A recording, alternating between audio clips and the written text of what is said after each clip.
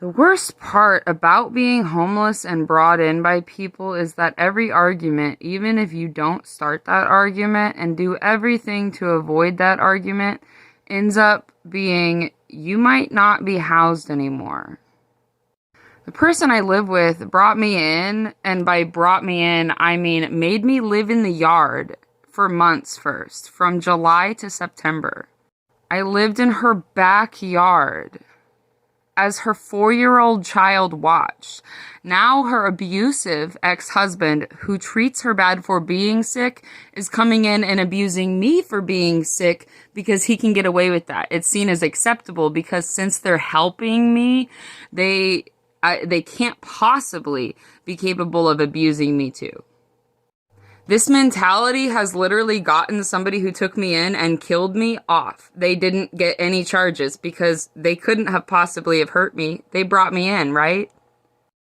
You guys think that just because you offer the slightest bit of charity, that's not actually charity because I've been used as workforce while I'm here. I'm cooking all of their meals, doing all of their dishes, and I lived in the yard as a slave who shat in cups with no shower access for months.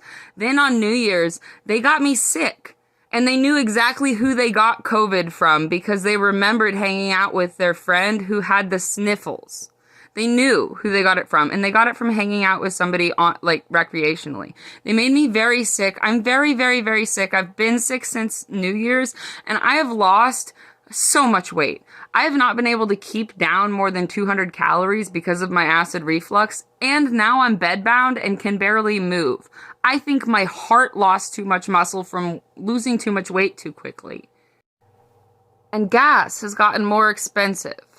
And landlords are now looking at their property and saying, I need more money from this. But the thing is that I'm not a tenant.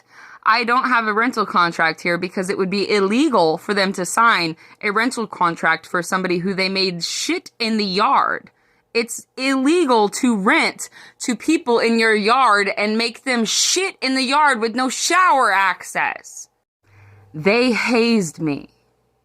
In prejudice of the homeless, they hazed me and made me go through an initiation, and then now they're wanting to capitalize off of me, pretending it's charity. This isn't charity if you're capitalizing off of me and shaking me down for money after you made me so violently ill.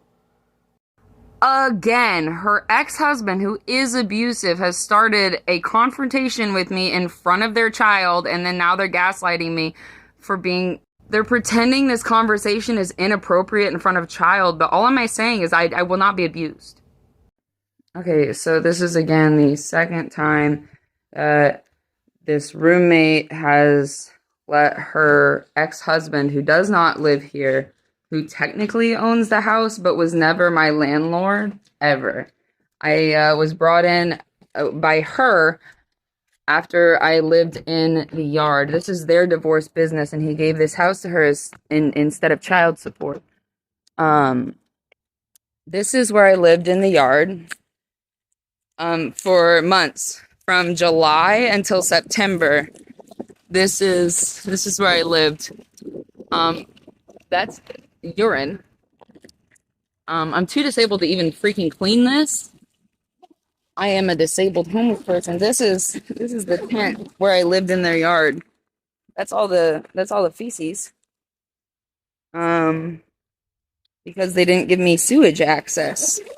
Because that's what happens when you don't have sewage access, and that's why it's illegal to rent without proper amenities, which is why I was never a renter here. But since gas got more expensive, they want to come give me the stress instead because they don't want to abuse each other. They view it as socially acceptable to abuse me. Meanwhile, this guy told me that my rent was going to go up to $300 when it started at $100. He won't even have a conversation with me. He actually threatened me when I asked for a conversation about it. I literally was like, this is going to be a long conversation, and I was going to suggest things like we can make the house an Airbnb. There's extra rooms. They're literally trying to charge the disabled homeless person they brought in as charity and got a lot of attention as charity instead of renting out their extra spare room that they have.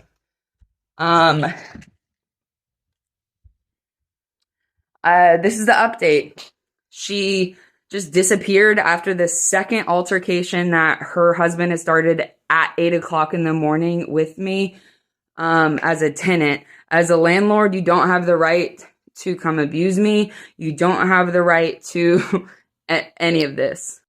They think they have the right to because they brought me in as a homeless person. But guess what I am now? A tenant.